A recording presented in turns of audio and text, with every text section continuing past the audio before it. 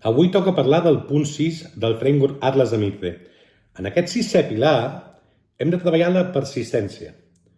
Ja tenim accés al model d'intel·ligència artificial, al sistema de machine learning que volem atacar. Ara hem de persistir a dins. Què vol dir persistir a dins?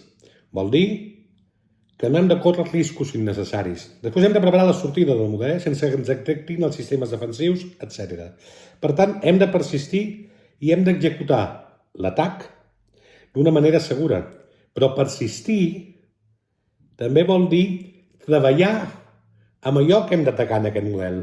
Hem de fer-li les modificacions, hem de fer-li les coses necessàries que ens permetin extreure la informació que desitgem i que després ens emportarem o fer-li el dany que vulguem.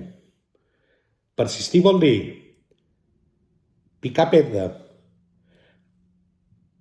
sobre el model de machine learning, sobre el model d'intel·ligència artificial, sobre el sistema que estem atacant, i vol dir persistir amb tranquil·litat mentre executem l'atac i preparant el camí de sortida posterior.